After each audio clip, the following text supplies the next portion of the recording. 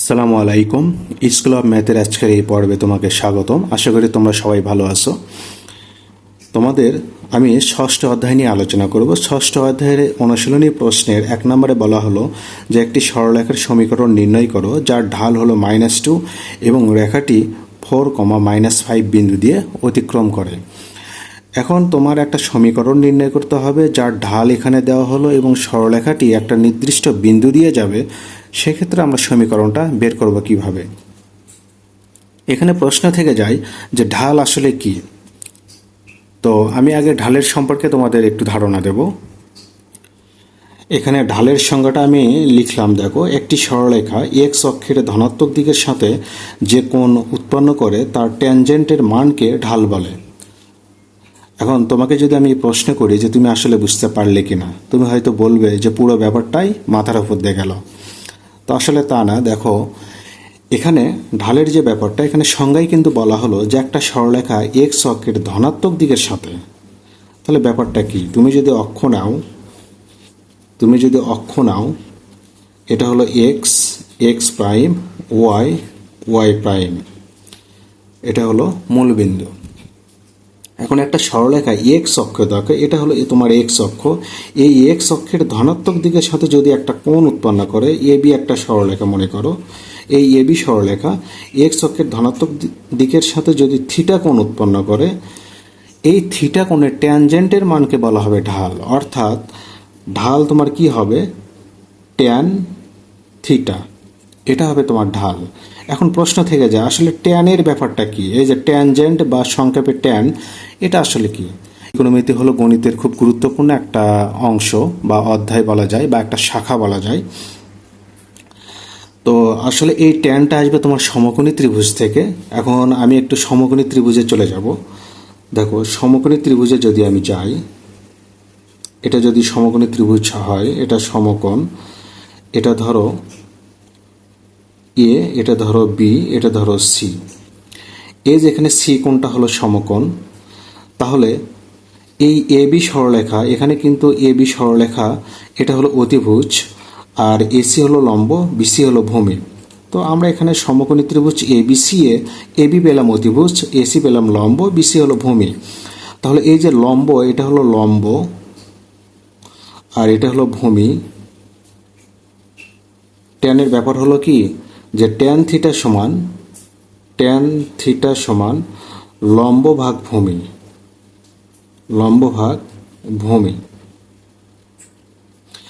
তাহলে সমকোণী ত্রিভুজের লম্ব আর ভূমির যে অনুপাত, সেটাকে বলা হয় ট্যান। আর এখানে এই থিটা, অর্থাৎ এবি সরলরেখা এক্স অক্ষের ধনাত্মক দিকের সাথে এই যে থিটা যে কোণটা উৎপন্ন করলো, এই থিটা কোণের এই ট্যানের মানকে বলা হবে তোমার ঢাল। তো আসলে থিটার যে মান, কোণের যে ব্যাপারটা, এখানে কোণের যে মান, ধরো এখানে কোণ যদি হয় 30 ডিগ্রি, 45 ডিগ্রি, 60 ডিগ্রি, তাহলে তোমার ঢালের মান কিন্তু চেঞ্জ হয়ে যাবে। অর্থাৎ ঢাল কিন্তু তুমি ভিন্ন ভিন্ন পাবে। তো তুমি কিন্তু এখানে এই থিটা কোণের যে মান 30 ডিগ্রি, 60 ডিগ্রি, 45 ডিগ্রি, এই কোণগুলোকে কিন্তু তুমি ঢাল বলতে পারবে না।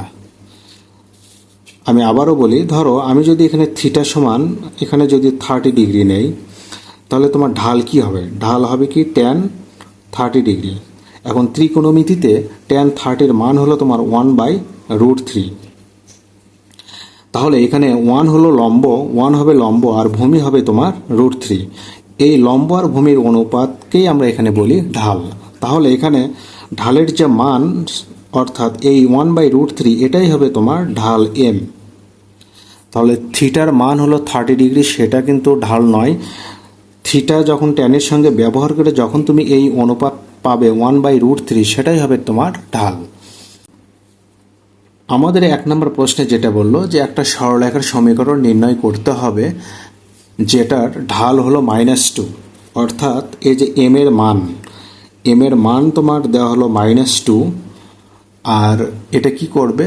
একটা বিন্দু দিয়ে যাবে, সে বিন্দু হলো তোমার কত? 4, তাহলে বিন্দু হলো তোমার কত?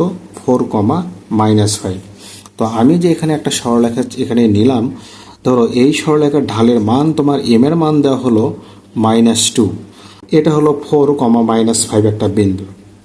কথার কথা আমি এটা নিলাম 4, তাহলে এই এ বি সরলরেখার ঢাল হলো এম এর মান -2। এই সরলরেখা কি করবে, এই যে 4, এই বিন্দু দিয়ে যখন চলে যাবে তখন আমরা এই সরলরেখার সমীকরণটা সূত্রের সাহায্যে নির্ণয় করতে পারবো। এখন সূত্রটা কি,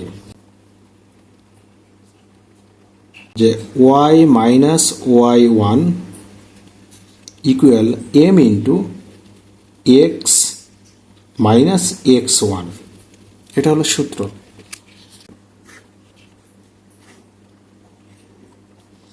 ধরো এ বি আমার একটা সরলরেখা, এটা হলো X, X prime Y, Y prime.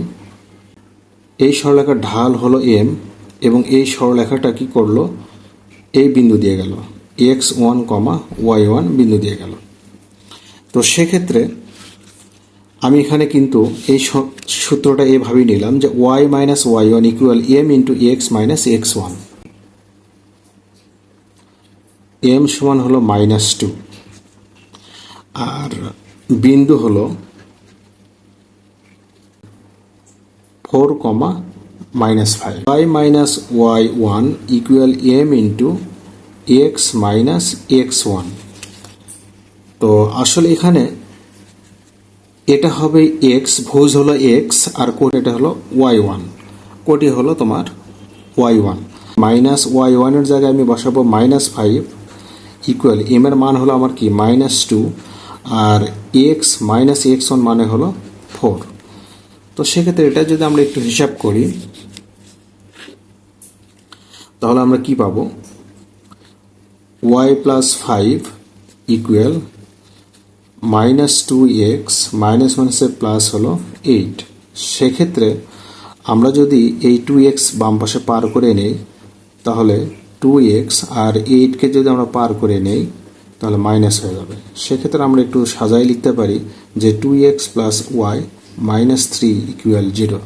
এটাই হলো তোমার সেই সমীকরণ। এবার 2 নম্বর প্রশ্নে বলা হলো যে এ ও বি বিন্দুগামী সরলরেখার সমীকরণ নির্ণয় করো, সরলরেখাটির ঢাল বের করো। দুইটা বিন্দু দিয়ে যখন একটা সরলরেখা যাবে, ধরো এ একটা বিন্দু, এটা হলো x1, y1, আবার বি একটা বিন্দু, এটা হলো x2, y2। তাহলে এই এ বি সরলরেখার সমীকরণটা কি হবে, x minus x1 divided x1 minus x2 equal y minus y1 divided y1 minus y2। অঙ্ক হলো 3, -3 2 নম্বর প্রশ্নে। আর বি বিন্দুর স্থানাঙ্ক দেওয়া হলো কত, 4, -2। তাহলে y minus y1 divided y1 minus y2। তো এখানে x, এই x কিন্তু থেকে যাবে, এই x আর y কিন্তু থেকে যাবে, x1, x2, y1, y2 জায়গায় মান বসবে।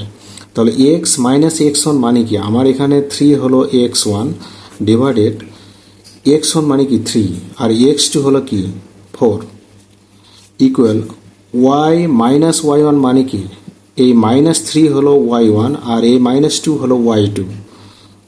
তাহলে -3 -2 আমরা যদি হিসাব করি তাহলে x -3, তাহলে এখানে -1 আর y প্লাস 3 মাইনাস মাইনাসের প্লাস 3 হবে, আর এখানে -3 মাইনাস মাইনাসের প্লাস 2।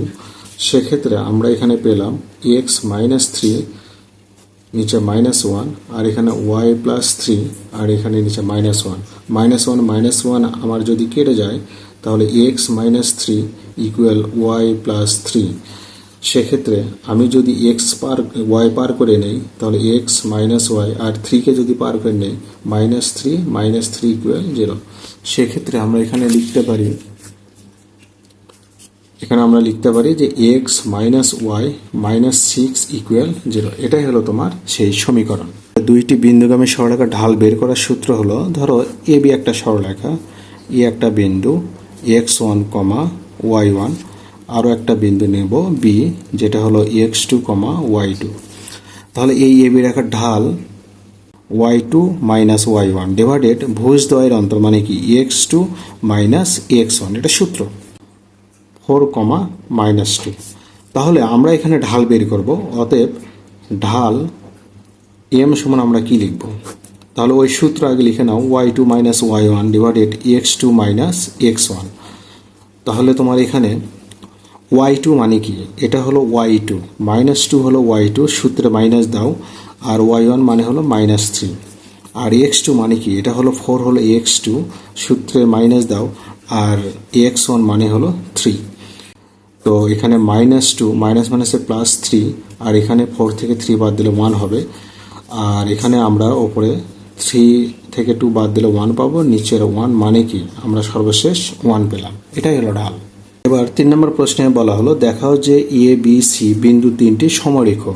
এই যে সমরেখ এর অর্থ কি? এর অর্থ হলো তিনটা বিন্দু একটা সরলরেখার উপর অবস্থান করবে কিনা সেটা আমাদের প্রমাণ করে দেখাতে হবে। এখন 3 নম্বর প্রশ্নের জন্য আমি যদি এ বি সি তিনটা বিন্দু নেই, ধরো এ বিন্দু আমাদের এখানে দেওয়া হলো কত 0,-3, বি যদি আমি বিন্দু নেই, বি বিন্দু দেওয়া হলো 4,-2, আর সি যদি আমি বিন্দু নেই, সি বিন্দু দেওয়া হলো আমাদের কত, সি বিন্দু হলো 16,1। এখন এই তিনটা বিন্দু একটা সরলরেখার উপর অবস্থান করবে কিনা এটা আমাদের প্রমাণ করার জন্য আমাদের এ বি এর ঢাল আর বি সি এর ঢাল পরস্পর সমান দেখাতে হবে। তাহলে এ বি এর ঢাল আর বি সি এর ঢাল যদি আমরা সমান দেখাতে পারি তাহলে আমরা নিশ্চিত হব যে এই তিনটা বিন্দু এই একটা সরলরেখার উপর অবস্থান করবে।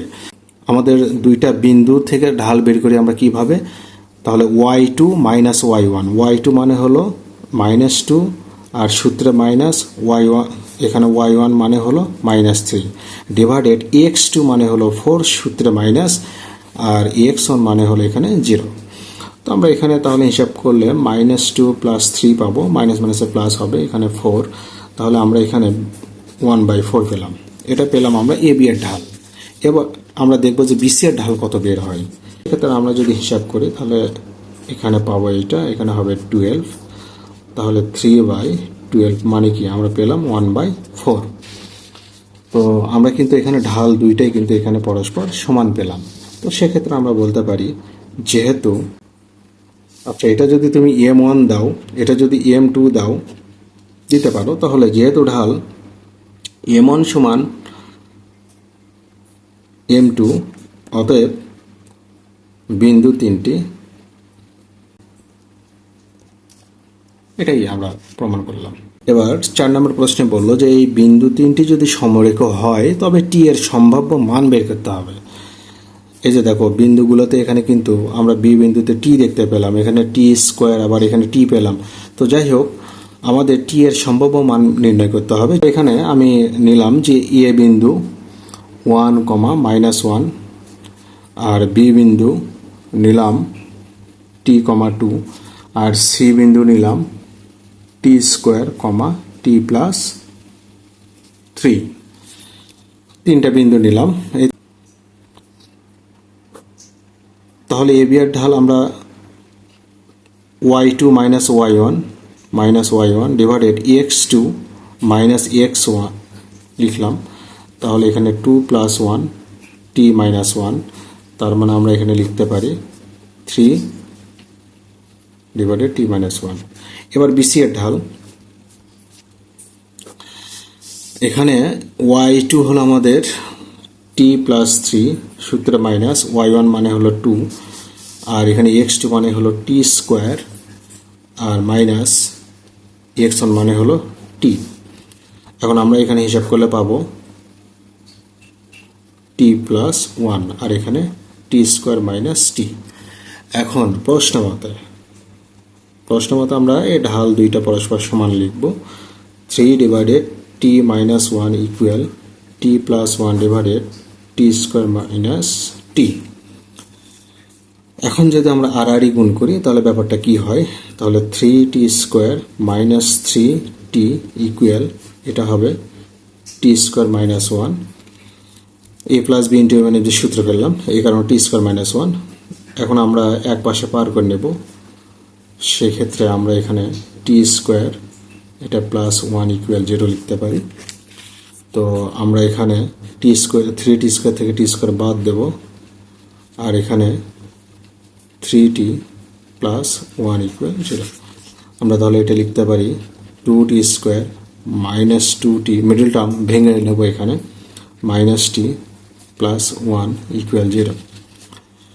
এখন এই দুইটা থেকে 2t কমন নেব, তাহলে t মাইনাস ওয়ান, এখানে মাইনাস ওয়ান কমন নেব, t মাইনাস ওয়ান ইকুয়াল 0। আমরা এখানে দুইটা উৎপাদক বের করে নিতে পারলাম, এটা একটা আর একটা হলো 2t মাইনাস ওয়ান ইকুয়াল 0। তাহলে হয় আমরা লিখতে পারি t মাইনাস ওয়ান ইকুয়াল 0, অথবা আমরা লিখতে পারি 2t মাইনাস ওয়ান ইকুয়াল 0। সেক্ষেত্রে এখানে টির মান একটা 1, আর এখানে আমরা 2t সমান 1, অতএব t সমান হাফ লিখতে পারি। এই দুইটা আমরা পেলাম এখানে t এর সম্ভাব্য মান।